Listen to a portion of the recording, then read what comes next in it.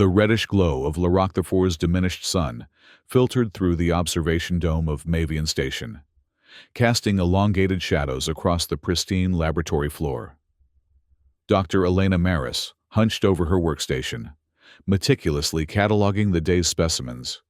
Another unremarkable collection of non-Ayer uniforma, the harmless indigenous fauna that had been the focus of her research for the past 6 months. Another day, another set of absolutely boring organisms, she muttered, adjusting the microscope to examine a translucent, slug-like creature. Just once, I'd like to find something that challenges the station's safe planet designation. The Galactic Science Coalition had selected Laroc 4 precisely for its barren landscape and relative lack of dangerous life forms. It made for uncomplicated research, minimal security concerns, and most importantly, to the GSC, predictable outcomes. Elena understood the practical considerations, but her xenobiologist's heart yearned for discovery beyond the tedious. A notification chimed on her console, breaking her concentration. The message was flagged priority from the Mineral Survey team deployed 12 kilometers from the station. Maris. The gruff voice of team leader Jorg echoed through the comm. We've found something unusual. Definitely not in your harmless organisms catalog. Elena's pulse quickened. Define unusual? Large predator. Trapped in one of our excavation pits? Size? Well, let's just say it makes the biggest Earth predators look like house pets. Sending visuals now, another voice added. The screen illuminated with drone footage showing a massive pit, its walls slick with reddish mud. At the bottom, partially submerged in viscous sludge, lay a creature that made Elena's breath catch. It was enormous, easily 3 meters tall if standing. 6 powerful limbs ending in razor-sharp claws twitched sporadically in the muck. Its hide was a deep obsidian that seemed to absorb light, interrupted only by pulsing blue-green veins that networked across its muscular frame. What Elena assumed was its head featured multiple sensory organs and a jaw structure that could likely crush titanium alloy. That's a Grixu, she whispered, accessing the database. Class S-tier predator. They're not native to this system. How did it get here? Don't know. Don't care, Jorg replied flatly. Station protocol is clear. S-tier threats are to be eliminated. I'm requesting authorization for termination. Elena zoomed in on the footage. The creature was still alive, its chest cavity expanding in labored breaths. More importantly, she could see the unmistakable signs of poacher traps on its hide, chemical burns in perfect circular patterns, the telltale scarring of illegal sonic restraints. It's wounded, she said, more to herself than to Jorg. And those marks. This isn't a wild specimen. It was being transported illegally. Again, not our concern, Jorg insisted. The protocol. I'm coming to your location, Elena interrupted, already gathering emergency medical supplies. Don't do anything until I arrive. Maris, be reasonable, Jorg protested. This thing could tear through the entire station's personnel in minutes if it gets loose. Elena closed the communication channel and hurried toward the station's security wing. She needed authorization, equipment, and most importantly, allies who would see beyond protocol. The security wing buzzed with activity as staff monitored various sectors of the barren planet. At the center console stood Dr. Zephian Rule, the station's biosecurity chief. Like all Zephians, he stood nearly 2 meters tall with grayish skin that seemed perpetually dry. Their species prided themselves on logical decision-making and minimal emotional interference, traits that made them excellent security officers and frustrating colleagues. Dr. Rule, Elena called, slightly out of breath. I need emergency authorization for a rescue operation. Zephian's vertical pupils narrowed. The mining team's discovery, I presume. I've reviewed the footage. There is no rescue scenario in our protocols for S-tier predators. It's dying, Elena insisted. And it didn't get there naturally. Look at the markings on its hide. Classic signs of poaching operations. Irrelevant, Zephian replied. The Grixu species is classified S-tier for a reason. They are apex predators known for intelligence, strength, and above all, extreme territorial aggression. They've decimated entire colonies in the Vega system. Elena pulled up the drone footage on the main screen. Look closer. This one's been drugged, trapped, and abandoned. It's suffering. Your human empathy is clouding your judgment, Zephian said, his tone clinical. The GSC directive is unambiguous.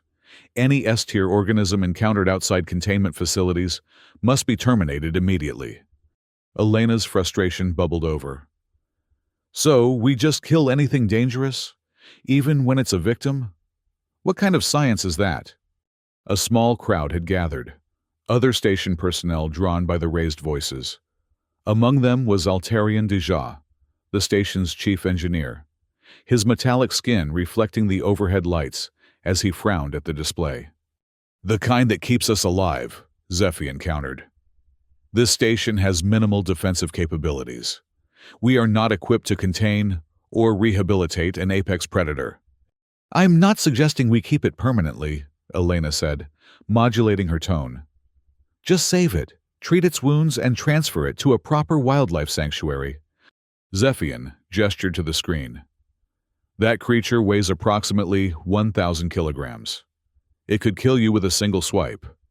How exactly do you propose to extract it from a 12-meter pit and transport it here without casualties? Elena had already been calculating this. Lightweight alloy pulley system to lift it. I can synthesize a tranquilizer based on known Grixu physiology. 2 of your Zephian security officers for backup. We set up a temporary containment in the lower-level isolation chamber. Absolutely not, Zephian stated. I will not risk... Actually, Deja interrupted, his voice carrying the metallic resonance characteristic of Altarians. The isolation chamber could theoretically hold such a specimen temporarily. It was designed for containment of hazardous materials, including biological... That's not the point, Zephian snapped. What about a compromise? Elena suggested. We rescue it, stabilize it, and immediately call for a GSC wildlife management team for transfer. 24 hours maximum. Murmurs rippled through the gathered staff. Elena could sense the division, some horrified at the notion of bringing such a dangerous creature to the station, others intrigued by the scientific opportunity. Zephian's eyes narrowed further. And if I refuse? Then I'll file a formal protest with GSC citing violation of the Sentient Life Preservation Act, Elena said, bluffing slightly. The act typically applied to species with higher cognitive functions, but there was enough gray area regarding the Grixu's intelligence to make the threat plausible. After a tense silence, Zephian relented marginally. You have 12 hours to extract it and stabilize it. At the first sign of unmanageable aggression, we terminate, and you take full responsibility for any casualties. Agreed, Elena said quickly, before he could reconsider. I'll assign Cathar and Maln to assist you, Zephian added. But they have authorization to use lethal force at their discretion. As the crowd dispersed, Deja approached Elena. That was either very brave or very foolish, he said quietly. I hope you know what you're doing. Elena watched the drone footage loop again, focusing on the labored breathing of the massive creature. So do I, she admitted. The preparation phase moved with urgent efficiency. Elena worked in the medical lab, synthesizing a tranquilizer cocktail that would work on the Grixu's unique physiology. The problem was dosage. Too little would be ineffective. Too much could kill it. You realize if this goes wrong, you're not just risking your life, said Medical Officer Terrace, watching Elena work. The entire station could be compromised. Elena carefully measured a blue compound into the solution. I've studied xenobiology for 15 years. The Grixu is intelligent. It will recognize help. Terrace raised an eyebrow. That's a dangerous assumption. Intelligence doesn't equal gratitude. It's not about gratitude, Elena replied, filling several large-bore syringes with a tranquilizer. It's about doing what's right. Would you leave a wounded human to die slowly in a pit? A human wouldn't try to eviscerate me as thanks, Terrace muttered, but handed Elena additional medical supplies, nonetheless. Meanwhile, Kethar and Maln, the two Zephian security officers, prepared the transport and containment equipment.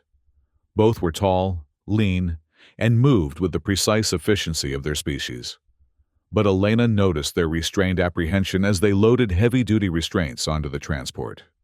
These won't hold it if it's fully conscious, Kethar noted grimly. They won't need to, Elena assured him. The tranquilizer will keep it sedated during transport. And if it doesn't? Maln asked. Elena patted the high-powered stun rifle at her side. Then we have backup options. The journey to the excavation site took 40 minutes across La Roquefort's unforgiving terrain.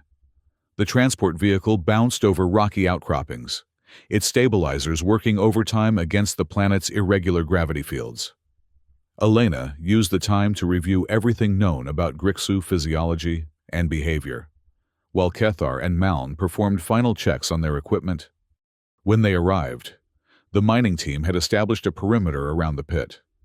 Jorg approached as Elena disembarked, his expression making his disapproval clear. "This is a mistake," he said without preamble.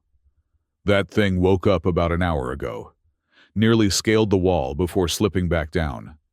Elena's heart jumped. "It's still strong enough to climb? That's good news. Means it's not as badly injured as I feared." "Good news?" Jorg shook his head in disbelief. "Listen to me. Maris, my team is evacuating.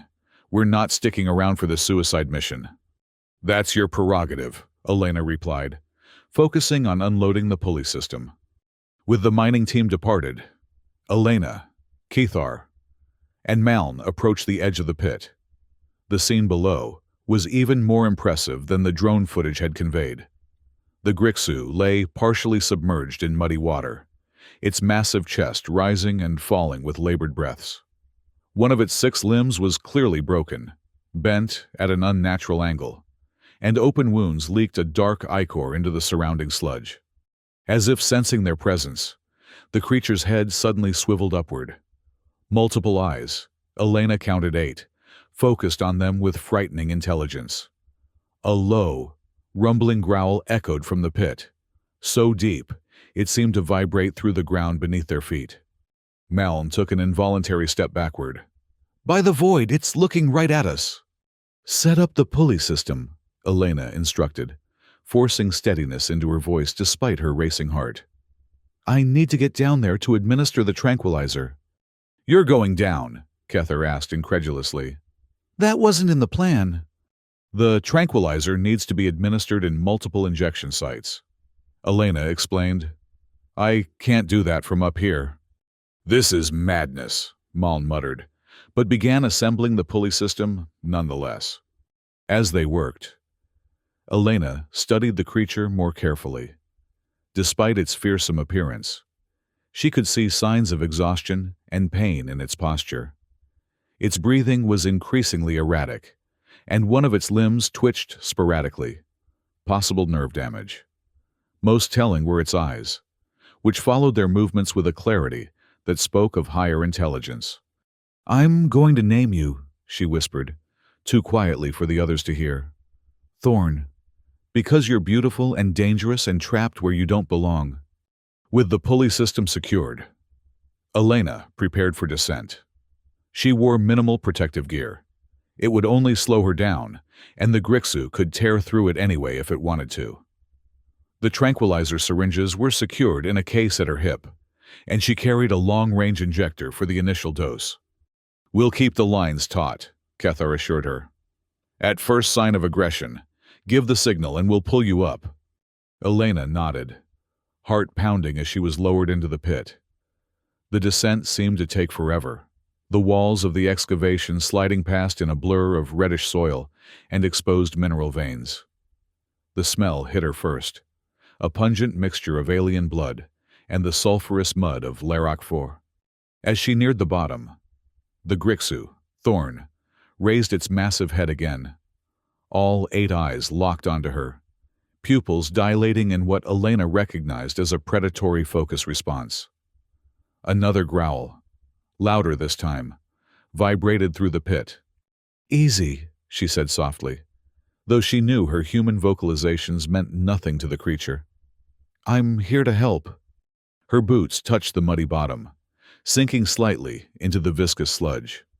She was now less than 5 meters from one of the most dangerous predators known to the galaxy, with nothing but a tranquilizer gun between them. Thorn's muscles tensed visibly, rippling beneath its obsidian hide. One massive clawed limb shifted in the mud, finding purchase. Elena's instincts screamed at her to call for extraction, but she forced herself to remain still. Running would trigger a chase response. Instead, she slowly raised the injector, aiming for the creature's exposed flank. "Hold steady," she whispered to herself as much as to Thorn. The Grixu's head tilted, an eerily inquisitive gesture. Then, with shocking speed for something so massive, it lunged forward. Elena fired the injector reflexively. The dart struck true, burying itself in the creature's hide just as Thorn's massive form slammed into the pit wall beside her, missing her by centimeters. The impact shook the entire structure, sending cascades of dirt raining down. "Pull me up!" Elena shouted, heart hammering in her chest. "Now!" Above, Kethar and Maln worked the pulley frantically. Elena rose a meter, then 2, as Thorn thrashed below, the tranquilizer beginning to take effect, but not quickly enough. One massive claw swiped upward, missing her boots by mere inches. "Faster!" she cried. The pulley system groaned under sudden strain. Looking up, Elena saw with horror that the anchors were pulling free from the unstable soil at the pit's edge. "It's collapsing!" Maln's voice echoed down. With a sickening lurch, one side of the pulley gave way. Elena swung violently against the pit wall, losing her grip on the injector. She dangled 15 meters above the increasingly agitated Grixu, which was now trying to scale the wall despite its injuries and the tranquilizer coursing through its system. "Get me out of here!" she shouted, genuine fear coursing through her. The remaining pulley creaked ominously. Above, she could see Kethar and Maln struggling to stabilize the system. Below, Thorn had managed to gain purchase on the slippery wall and was slowly, inexorably climbing toward her, its movements becoming more sluggish, but no less determined. Elena's mind raced. The initial dose wasn't enough. She needed to administer the full treatment. But to do that, she'd have to get closer again. An insane proposition given the creature's current aggression. A chunk of soil broke loose under Thorn's weight, sending it sliding back to the bottom of the pit. The creature roared in frustration, the sound so powerful, it seemed to compress the air in Elena's lungs. "I need to go back down," she called up. "Absolutely not," Kethar responded. "We're bringing you up now. The tranquilizer isn't fully effective. If we try to extract it like this, it will fight and likely die from stress and injury." "That's not our problem," Maln shouted. "This mission is aborted." Elena made a split-second decision. She released the safety harness clip, dropping the final meters into the sludge below. She landed hard, pain shooting through her ankle, but managed to stay upright. Thorn whirled to face her, its movements noticeably slower, but no less menacing. Elena stood her ground, despite every instinct urging her to flee. From her case, she withdrew a syringe of tranquilizer. "I know you're scared," she said, keeping her voice low and steady. "I know you're in pain, but I'm trying to help you." Thorn took a lumbering step forward, then swayed slightly. The first dose was beginning to take stronger effect. Its multiple eyes blinked asynchronously, struggling to maintain focus. Moving with deliberate slowness, Elena approached from the side, syringe extended. Thorn's head swiveled to track her, a warning growl rumbling from deep within its chest. "Dr. Maris!" Kethar's voice called down. We're sending the emergency extraction line. Grab it now! Elena ignored him, her focus entirely on Thorn. 3 meters. 2. The creature's breathing had slowed, but it remained dangerously alert. One swipe of those claws could tear her in half. 1 meter. Thorn's muscles bunched, preparing to lunge. Elena drove the syringe into its hide, depressing the plunger fully before leaping backward. She wasn't quite fast enough. One claw caught her hazard suit, tearing through the material and grazing her ribs. The pain was immediate and searing. She stumbled back, pressing a hand to her side. It came away bloody, but the wound didn't feel life-threatening. More concerning was Thorn's reaction. The creature lurched forward, then staggered as the second dose hit its system. For a terrible moment, its eyes locked with Elena's. There was intelligence there, and fury. Then, slowly, the massive body began to sway. Its legs buckled, one after another, until the Grixu collapsed into the mud with an impact that sent waves rippling across the pit floor. Elena approached cautiously, administering the remaining syringes at various injection points around the creature's body. Thorn's breathing slowed further, settling into a deep, drugged rhythm. "I've sedated it," she called up. "Send down the extraction equipment." The next hour passed in a blur of strenuous activity. Despite protests from above, Elena directed the operation from within the pit, attaching the reinforced harnesses around Thorn's unconscious form. The creature weighed nearly a ton, straining the pulley system to its limits as they gradually raised it from the depths. When Thorn's massive body finally cleared the pit's edge, Kethar and Maln stared in stunned silence. In the daylight, the full majesty and terror of the Grixu was apparent. Even unconscious, it radiated lethal power. "How do we get it to the station?" Maln asked, voice hushed. "The transport platform," Elena said, climbing out of the pit with their assistance.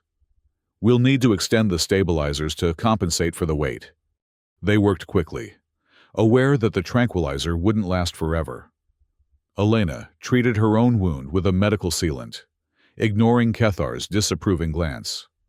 The pain was substantial, but her focus remained on Thorn. With the Grixu secured to the transport platform, they began the journey back to Mavian Station. They'd traveled less than halfway when the vehicle's propulsion system failed, overtaxed by the massive weight. "We can't proceed," Kethar announced. "The system is overheating. We need to wait for backup." Elena checked Thorn's vital signs. "We don't have time to wait. The sedation will wear off in approximately 3 hours, and we're still 6 kilometers from the station." "Then we terminate it here," Maln suggested. "As per protocol." "No." Elena's tone left no room for argument. "We're completing the mission. If the transport won't work, we'll use the emergency anti-grav sleds." The anti-grav sleds were designed for equipment, not massive predators, but Elena was beyond caring about proper usage protocols. With Kethar and Maln's reluctant help, they transferred Thorn to 2 sleds linked together, the creature's massive form barely fitting. "This is dangerous," Kethar warned as they activated the sleds. "If it wakes during transit—" "It won't," Elena assured him, though she was far from certain. The journey to Mavian Station was arduous. The sleds moved slowly under Thorn's weight, requiring constant adjustment to keep them balanced. Every minute felt like an hour, with Elena continuously monitoring the Grixu's vital signs for any indication of premature awakening. When the station finally came into view, Elena sent ahead an emergency communication explaining the situation. The response was immediate and unsurprising: outrage, panic, and demands to abort the mission. "They're not letting us bring it inside," Maln reported after reviewing the messages. "They don't have a choice," Elena replied grimly. "We're arriving in approximately 20 minutes. Tell them to prepare the isolation chamber as agreed." Mavian Station's lower-level isolation chamber had never been intended to house a creature like Thorn, originally designed for quarantine of potentially hazardous biological samples. It featured reinforced walls, independent life support, and a sealed airlock, basic features that might, with luck, contain a sedated Grixu. When they arrived at the station's service entrance, they were met by a contingent of security personnel, led by Dr. Zephian himself. His expression was thunderous. "This is a breach of protocol," he stated flatly. "The GSC will hear of this." "File whatever reports you want," Elena replied, wiping sweat from her brow. "Right now, we need to get this creature stabilized.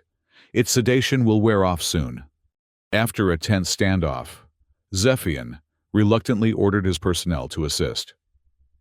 The process of moving Thorn through the station's corridors to the isolation chamber was nerve-wracking. Every creak of the anti-grav sleds, every bump against a wall, made Elena fear the creature would awaken prematurely. When they finally secured Thorn in the isolation chamber, Elena felt a momentary relief, quickly replaced by concern as she properly assessed the creature's condition. The wounds were worse than she'd initially thought.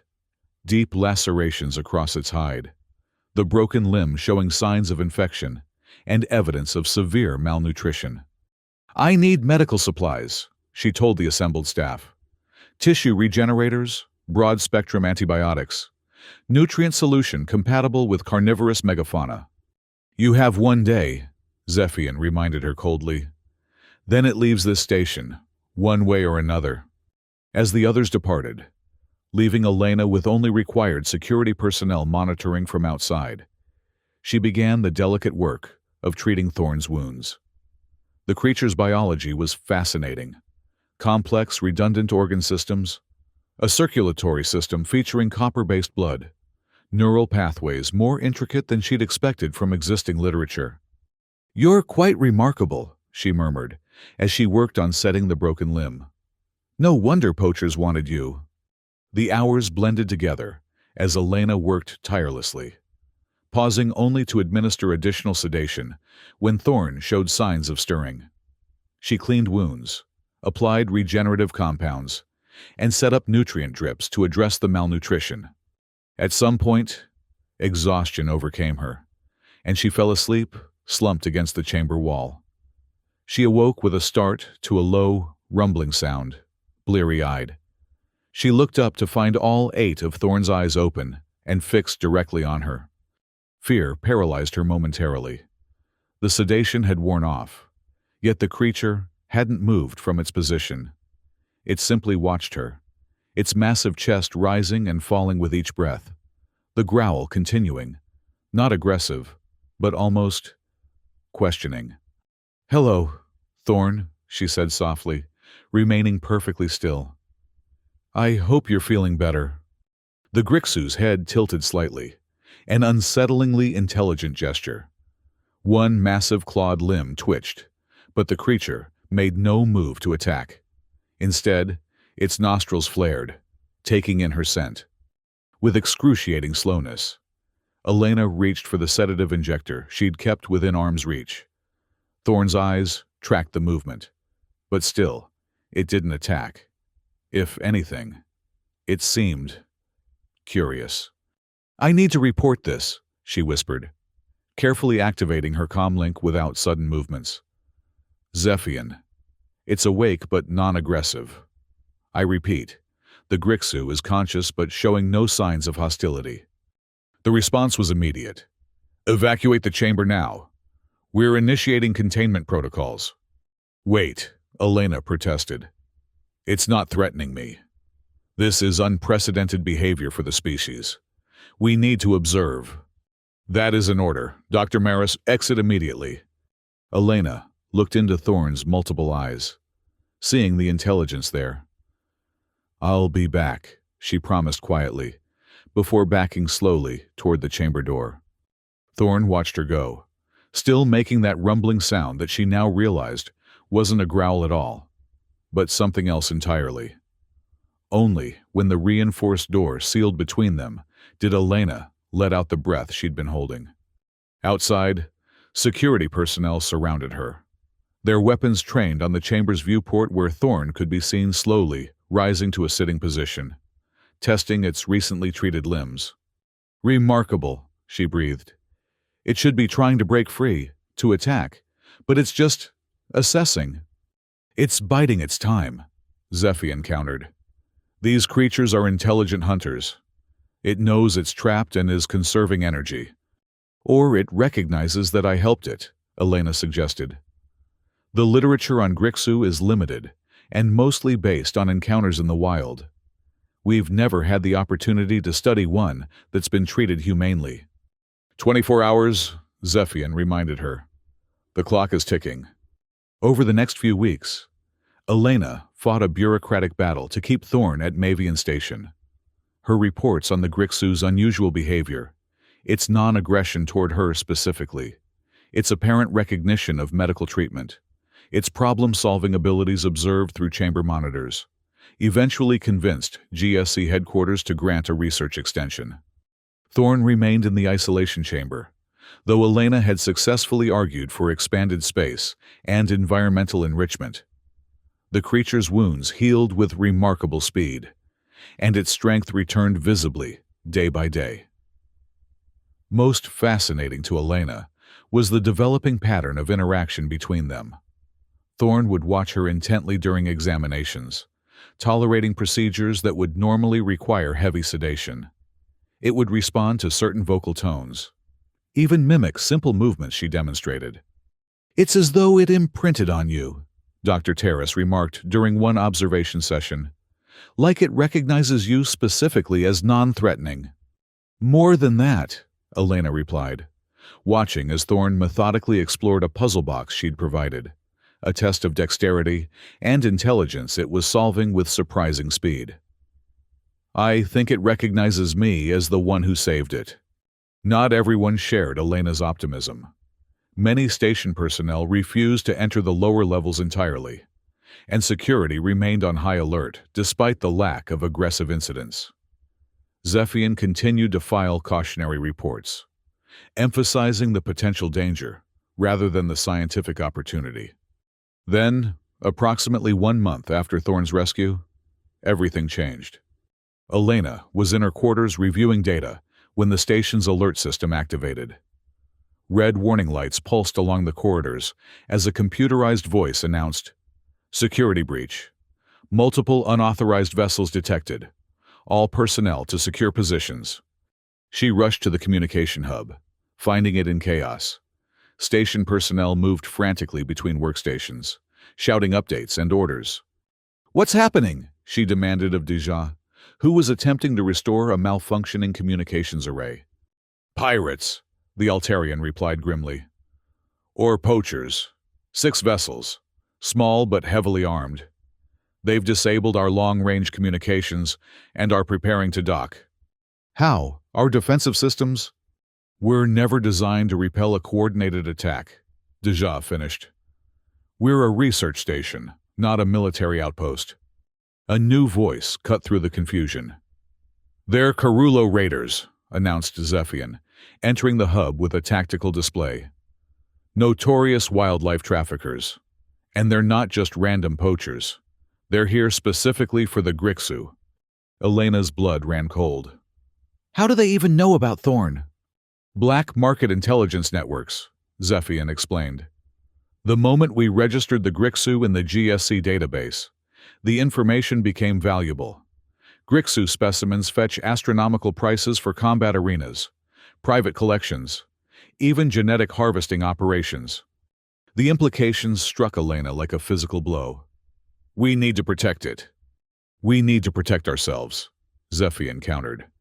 "Station defense is the priority. The Grixu is." The station shuddered violently as something impacted the outer hull.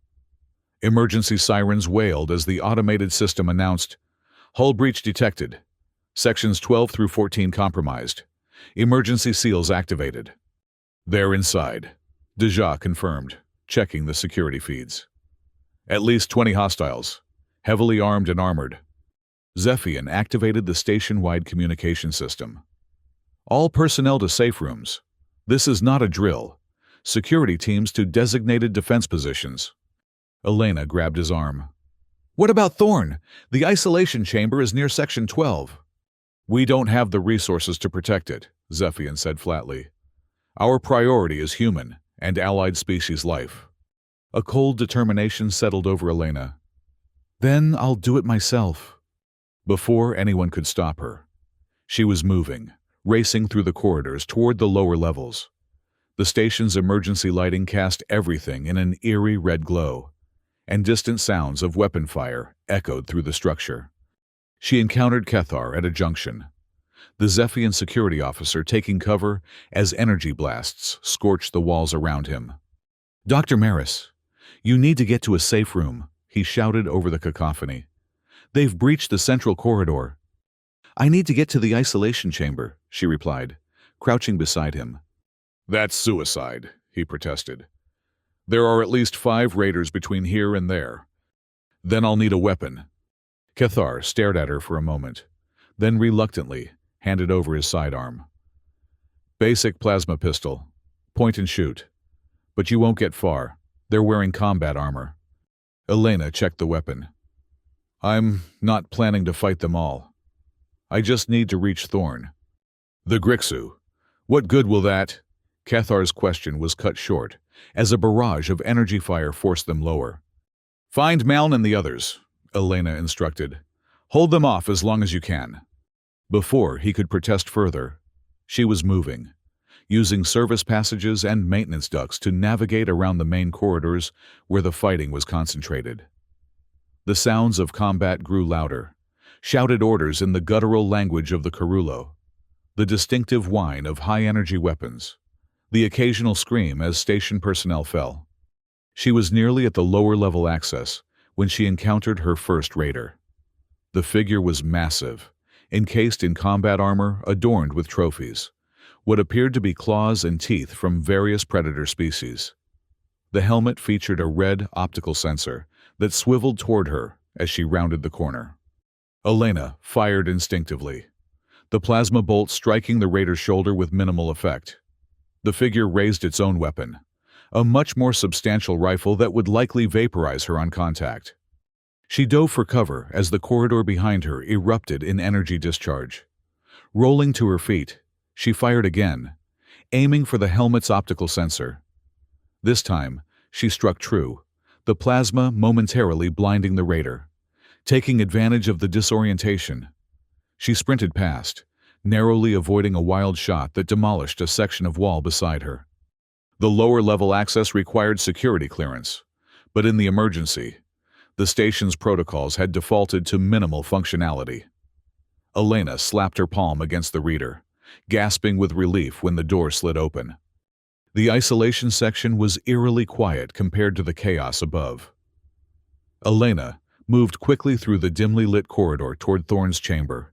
As she approached, she could hear voices. Raiders had beaten her here.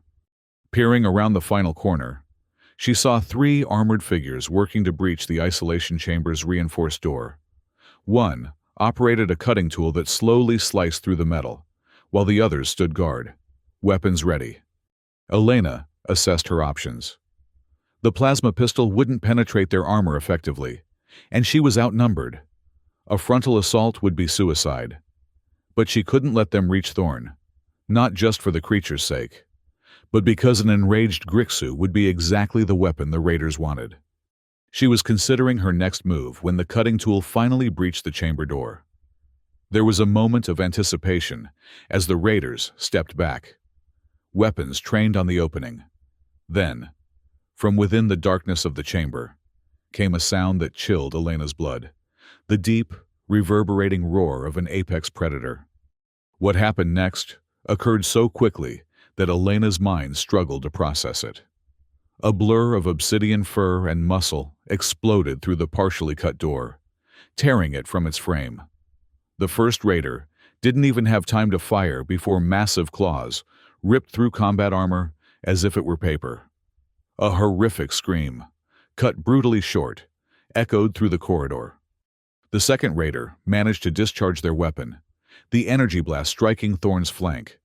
The Grixu roared in pain, but didn't slow, slamming the attacker against the wall with such force that the metal buckled.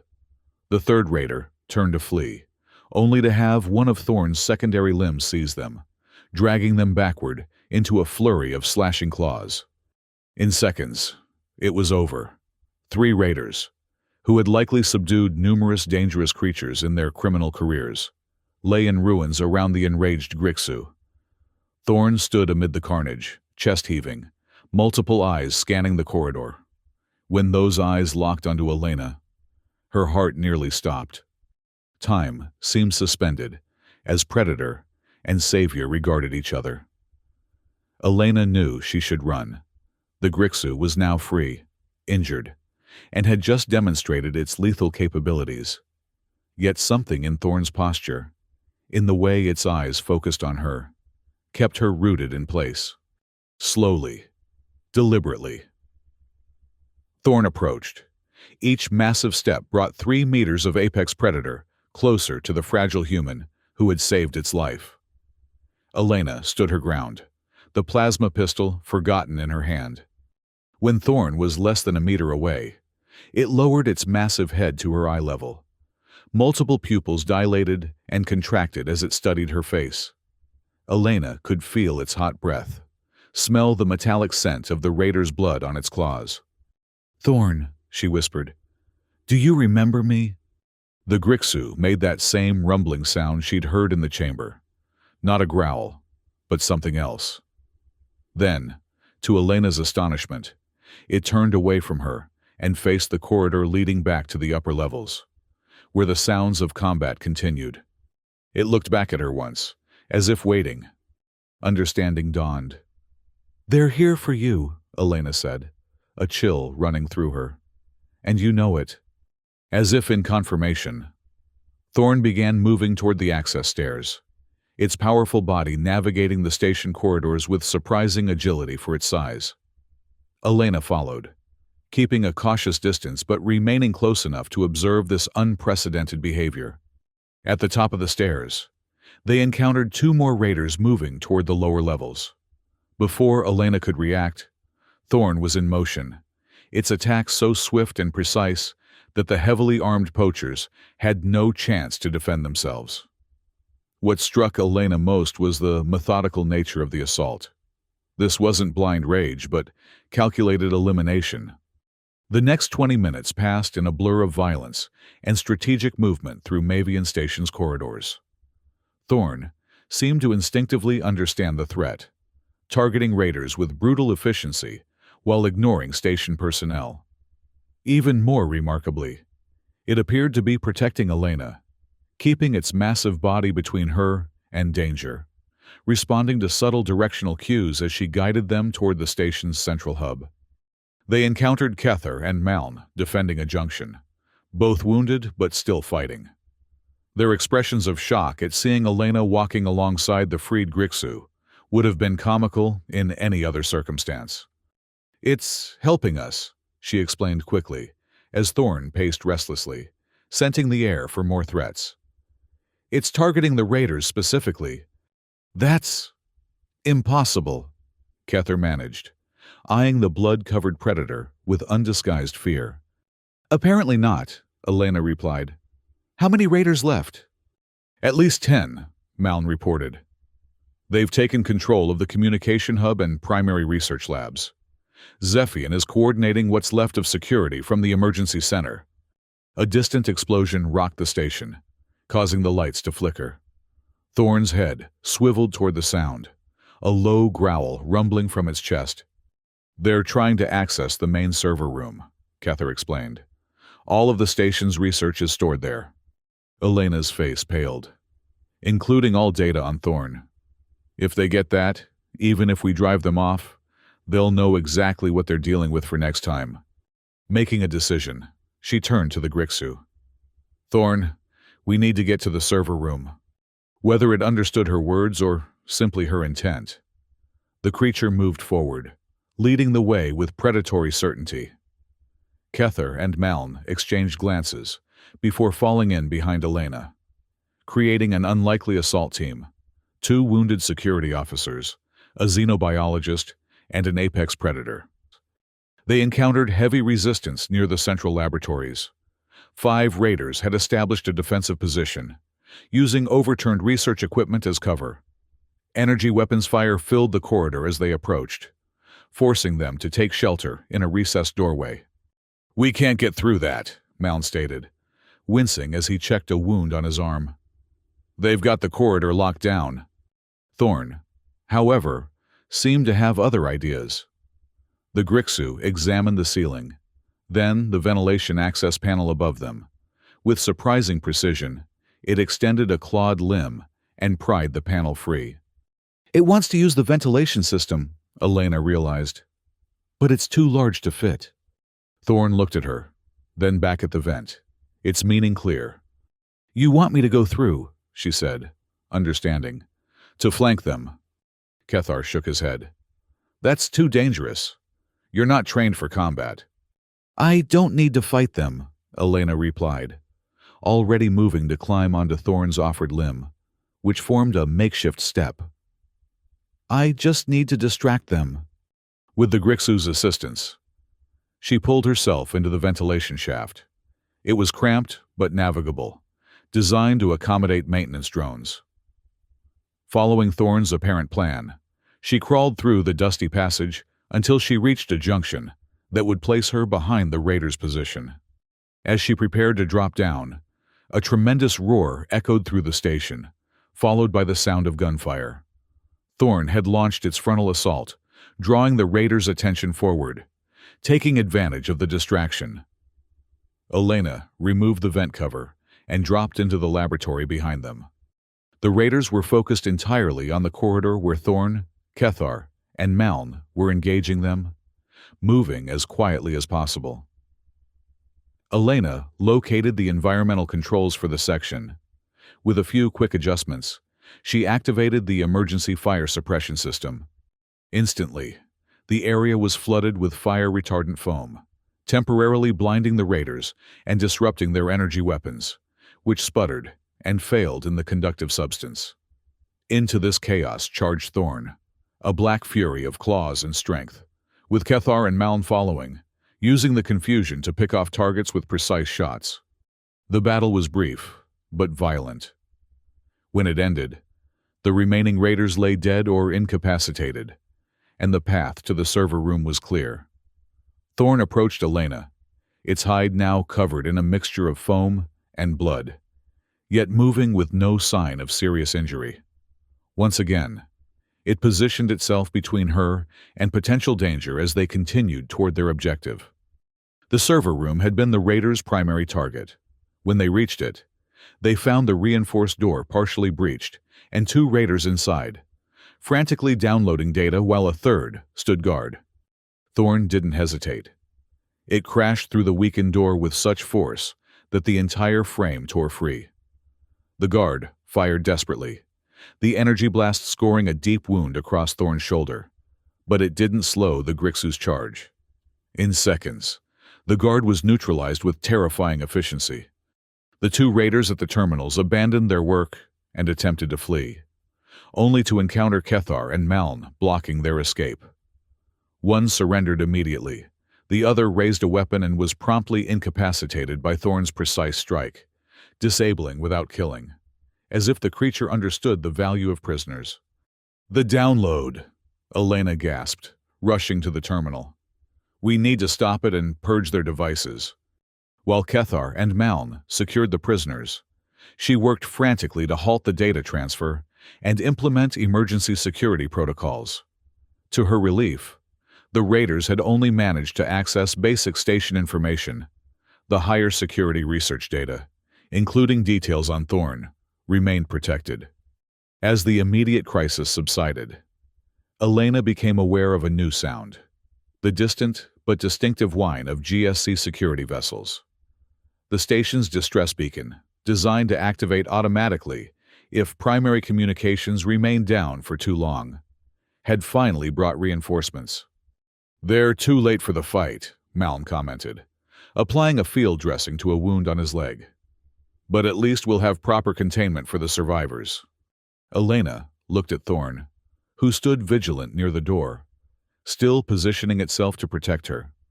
Blood from multiple wounds matted its obsidian fur, yet it showed no sign of backing down from its self-appointed role as guardian. "What happens to Thorn now?" she asked quietly. Kethar and Maln exchanged looks. "Protocol would still dictate termination," Kethar said carefully. "But, after what we've witnessed, I believe exceptions could be argued." The arrival of GSC security forces brought order to the chaos of Mavian Station. Medical teams treated the wounded, while security personnel secured what remained of the Carullo raiders.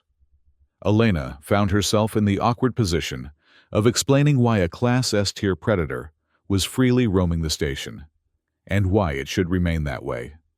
Captain Vorn, the GSC security commander, was understandably skeptical.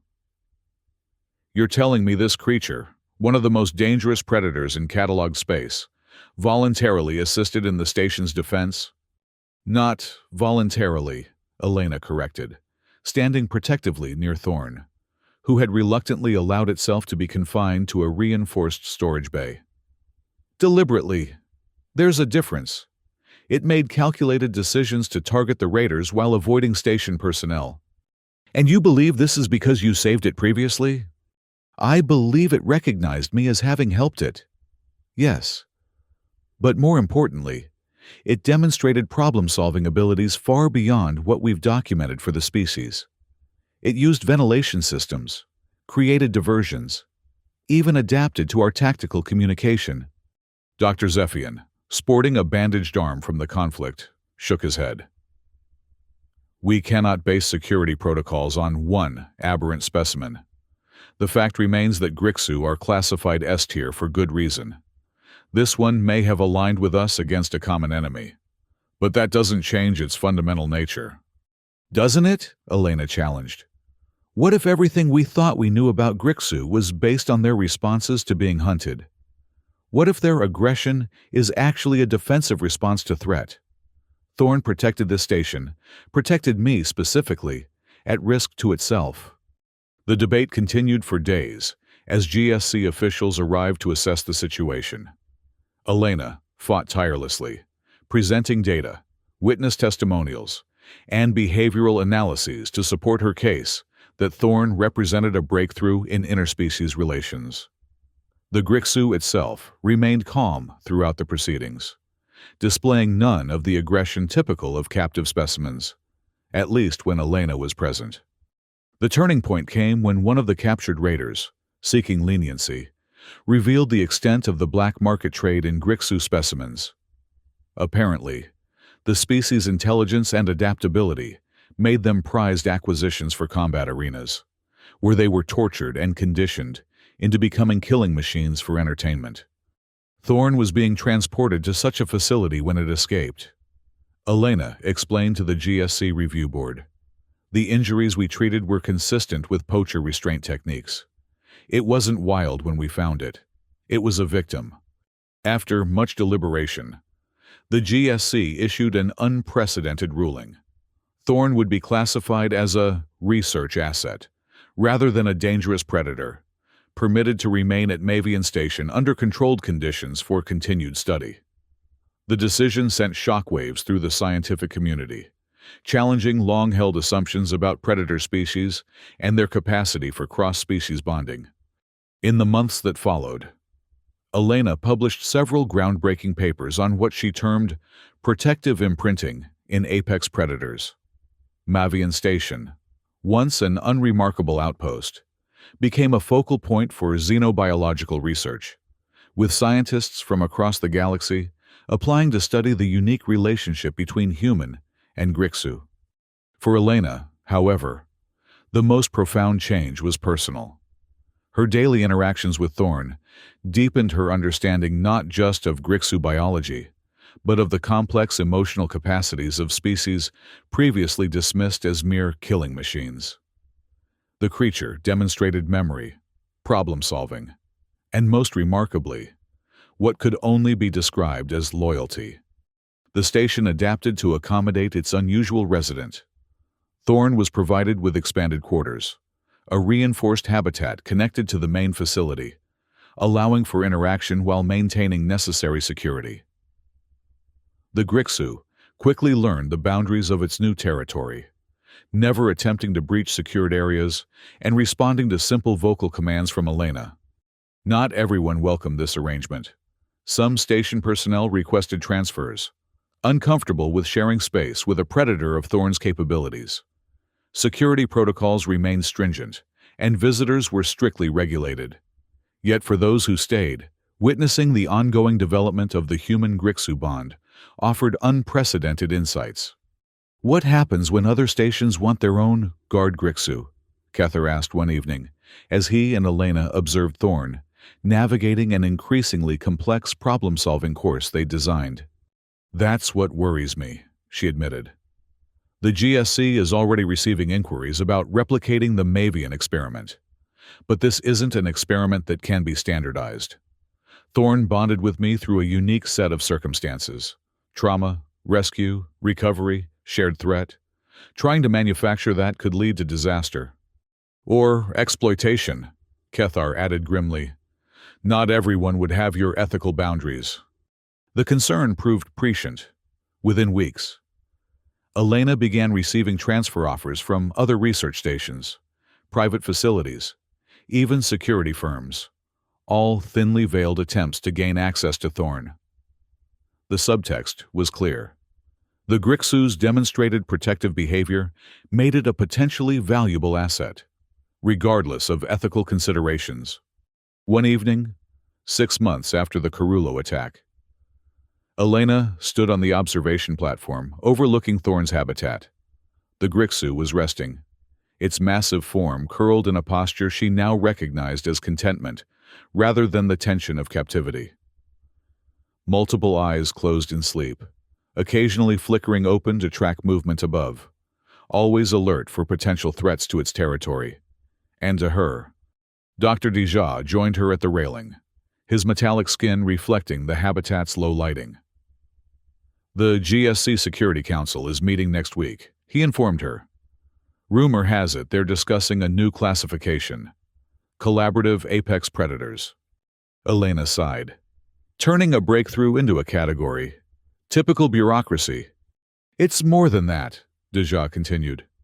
"They're considering funding initiatives to explore protective bonding potential with other S-tier species.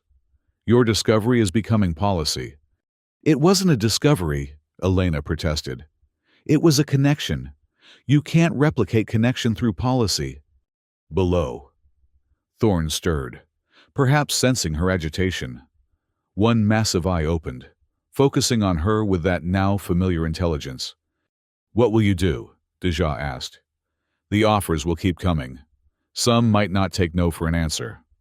Elena considered the question. In the 6 months since the attack, Mavian Station had enhanced its security protocols, but it remained fundamentally a research outpost, not a fortress. If someone, or something, was determined enough to acquire Thorn, they might eventually succeed. "We adapt," she finally answered. "We continue our research, document everything, prove that what happened here isn't a fluke, but a possibility. That apex predators like Thorn aren't just killing machines but complex beings, capable of connection.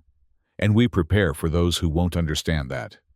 As if in response, Thorn rose to its full height, stretching its massive limbs in a display of power that still inspired awe, despite their months of familiarity. Its gaze remained fixed on Elena, a silent acknowledgement of the bond between them. On the distant horizon, visible through the station's observation dome, the first lights of approaching vessels appeared, the weekly supply ships, but also, perhaps, new challenges. The galaxy now knew that Mavian Station housed a unique asset, a human who had saved a predator from death, and the predator that now killed without hesitation to protect her. Elena watched Thorn watching her, understanding passing between them without words. Whatever came next, they would face it together, scientist and subject, savior and saved, united by a connection that defied classification. "They'll come for you again," she whispered, though Thorn couldn't possibly hear her through the reinforced barrier. "But They'll have to go through me first. Below, as if understanding perfectly, Thorne's massive claws extended and retracted, a gesture that needed no translation. Anyone who threatened Elena Maris would face the full fury of the predator she had freed. A truth that would reshape humanity's understanding of the complex beings they shared the galaxy with. One rescued monster at a time.